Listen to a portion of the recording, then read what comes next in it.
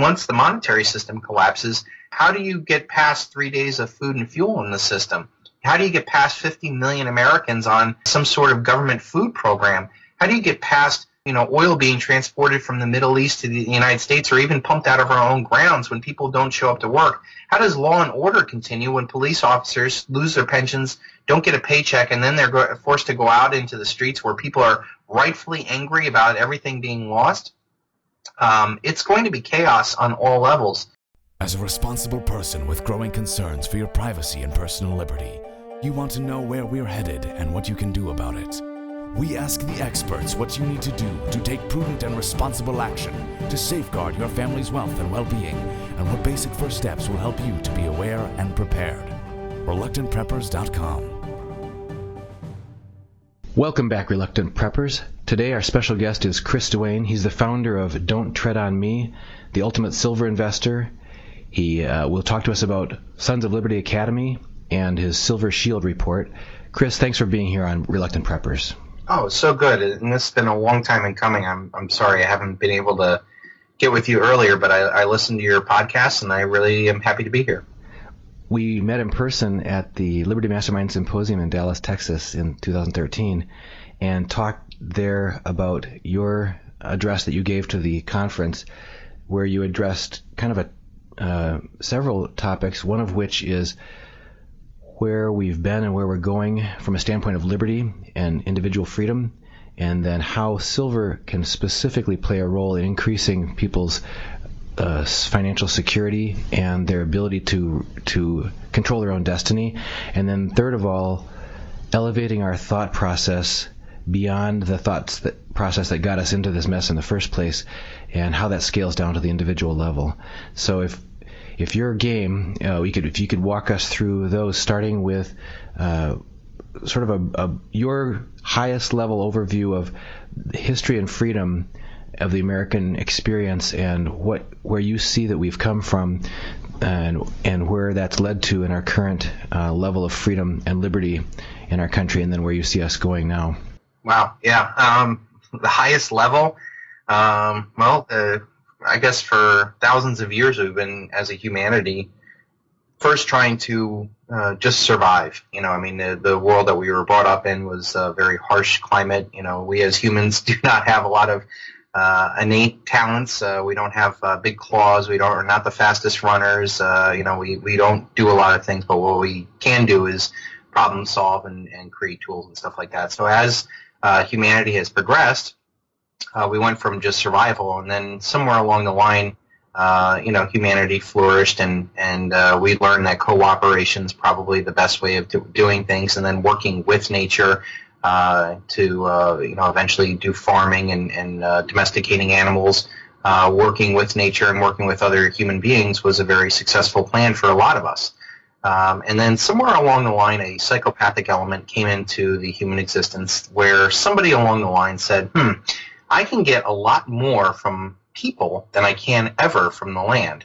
So all I need to do is either by force or by their consent, get them to sacrifice time, energy, money, thoughts, skills, whatever, food, to me. And, this might have come in the form of a club or a sword or a cult, somewhere along the line. And that's, I think, the sickness that humanity's been dealing with ever since that, kind of communal hunter-gatherer farming type area, where this sickness spread. And then some of these civilizations that really embraced it, you kind of think of like, Attila the Hun and all these empires that have, expanded and contracted over the times of history.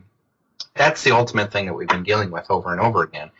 And that this element is got the same formula. It's a collective group that is under some sort of illusion that is ultimately spread by some, the worst in humanity. I mean, I look at every single collective organization that I've ever been a part of, and we always see that somewhere along the line, no matter what purpose that the organization was started for, somewhere along the line, some of the most cunning and ultimately dangerous people end up at the top, and using the resources at their will to enrich themselves and to have this kind of scarcity mentality. So if you look at the consciousness of humanity, it's progressed from, I don't know, whatever primordial prehistoric thing to working with nature, and then slowly this psychopathic collectivist element has taken over, and it's had many different forms.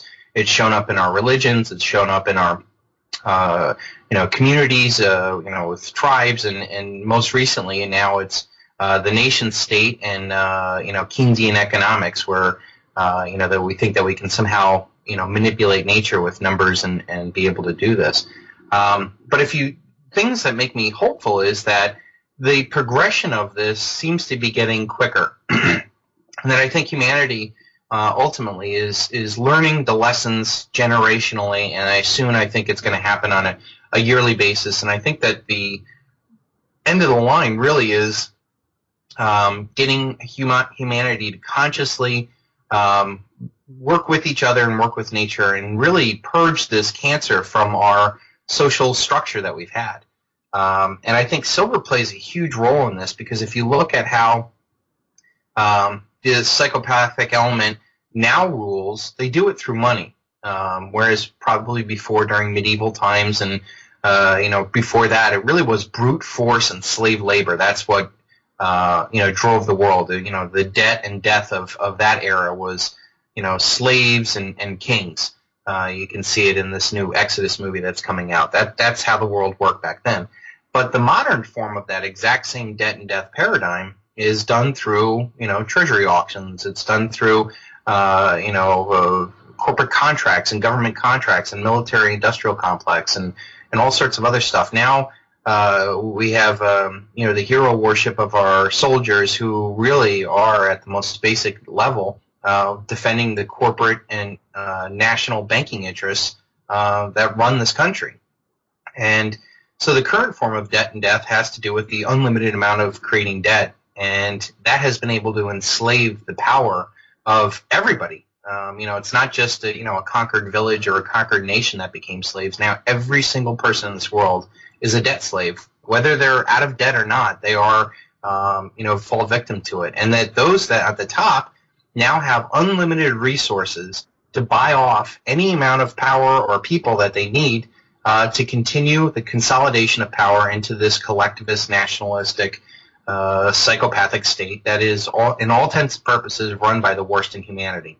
And I think that we're coming, and this has been a long time in coming, and now we're at this apex period where now the entire world is on an unbacked fiat debt-based currency. The entire world is under this debt. The entire world is having now demographic collapse. You look at Japan's probably the most advanced of that. The United States certainly will follow in its path. You're looking at a resource collapse, and all of this is predicated upon the exponential growth of money and debt, and it cannot continue. And so what I think, taking this big picture to the end, what I think is ultimately going to end up happening is that this unsustainable psychopathic way of life is going to end. And I think it's imperative for people to get their mind wrapped around this very big issue and start asking how can they prepare for that. And I think silver is a very important aspect of it. Right, so if you could just help lay that out for us. Now it comes down to the present day. As many people have said, I'd rather be 7 years early than one day too late. So if now is the time for people to prepare that one morning they may wake up and find that their dollars are no more, that yet life goes on, and if it's going to go on, how does silver play a role in the options that people have open to them at that time? So I look at, there's been one important advancement that I think got us past the kind of club, sword, and gun brutalization, slavery, taking over of a nation that has allowed individuals to prepare or to individually protect themselves, and I think that it's the modern rifle. I think the rifle is the ultimate form of freedom. It's just a fact that slaves are never allowed to own guns and free men do. So I think at the most brutal, fundamental level, physically being able to defend yourself is by far the most important thing, especially in a chaotic collapse scenario. And the other aspect that I think forced these psychopathic elitists to move away from, forcibly defeating enemies and stuff like that, and have found more profitable enslavement in this debt-based monetary creation, was their banks' effort to get rid of, any other form of money than debt-based monetary currency, which is what the Federal Reserve note is, and the yen and the yuan and the euro and all these other currencies out there. There's fundamentally no different. They talk about the dollar being strong or weak. They're all garbage. They're all based off of an illusion because there's nothing backing it.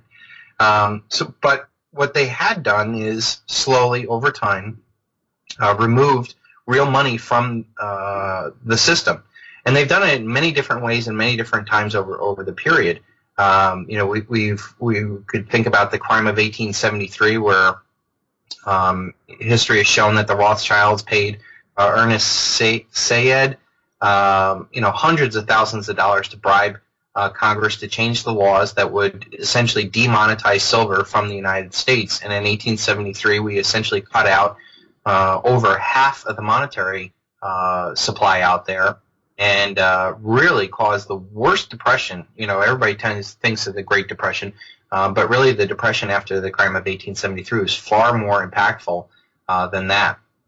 And it's because all the debts then had to be paid back in gold coin, who has all the gold out there? The most famous, rich people and bankers, they're the ones that have the gold. That's why they want a gold standard so much, because they own all of it. And they would only drive the price up even more.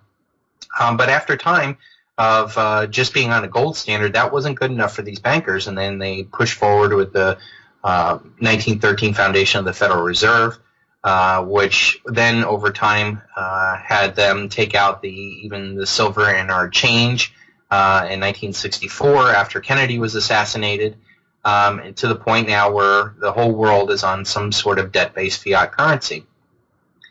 So I think if that's the progression that they took, the reversion is what happens, because nothing in nature goes one way. There's always a balance. There's always gravity. There's always karma. There's always something that brings us back. And I think that since they have attacked silver far more for far longer on a greater scale, you have to remember, this isn't just the United States that they did this to. India and China were also on a silver standard currency. The British fought 2 opium wars simply because the British were out of silver because of all the trade that they did with China. And China really didn't want any of the British goods back for all the silk and tea and all the other stuff that they had sent. So the British actually had to import drugs into China. And then when the Chinese government said no to drugs, not once but twice, multiple nations invaded China and took over all their ports. That's the birth of Hong Kong. The birth of HSBC was founded off of laundering drug money, and even to this day, they're still doing billions of dollars worth of drug trade, and recently got fined over $1 billion for still laundering drugs. So I think that if they attacked silver before they attacked anything else, and I think that the suppression in silver has been far more dramatic, that we've burned through the stockpile because the pricing mechanism that the bankers have been in control of, this debt-based fiat currency and all these future markets and the regulations and the government actions and stuff, have artificially suppressed the price of silver to the point where we have treated it like it's tin, like it's aluminum foil, like it's not precious. And by all standards, silver is only nine times more plentiful than gold. So at any level, that's what it comes out of the ground at. And the ironic thing is that we've burned through all the human stockpiles of silver that have ever been mined, to the point now where there's only believed to be 1 billion ounces of silver above ground. And that to me is an astonishing fact, because I've seen reports that there's an estimated 6 to 7 billion ounces of physical gold above ground. And that says to me that silver is far more precious now than ever and throughout history. The amount of money that is, the artificial money that has been created on a global scale now, and this isn't just, the United States and Britain in the end of 1980, which were the big Western powers. This now includes former Soviet nations like Eastern Europe, like the Soviet Union. India and China have resurged tremendously since the 80s, when they were barely made up 5% of the economy, global GDP. This is a global effort, and this is, to me, a human effort, that when humanity wakes up to the collapse of this debt-based fiat system that is spread and infected all the world. And it's not even the currencies, it's the real estate market, the stock market, the bond market, the quadrillion-dollar derivative market. Every single other asset out there is a paper counterparty risk based off of some notion that we can continue to print money forever and be able to continue this paradigm ad infinitum in the face of declining demographics, like the baby boomers getting older and no longer spending what they did, or even earning, or even having a job, or a house after the housing bubble and stocks after the stock bubble. So I think all of this is going to end, and the force towards centralization of power is going to fracture into hundreds of millions of pieces, and that it's going to be left to individuals. The power is going to devolve not towards Washington, D.C., New York, and the Bilderbergers or the World Gold Council, all these centralized power structures that have been set up, the UN or whatever. Power is going to devolve down to the most local and responsive level, and that means it could be a local village, it could be a local drug dealer, or it could be just the man of the house.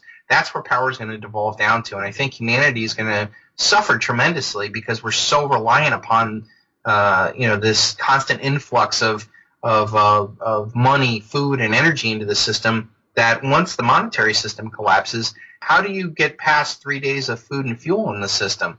How do you get past 50 million Americans on some sort of government food program? How do you get past oil being transported from the Middle East to the United States, or even pumped out of our own grounds when people don't show up to work? How does law and order continue when police officers lose their pensions, don't get a paycheck, and then they're forced to go out into the streets where people are rightfully angry about everything being lost? It's going to be chaos on all levels.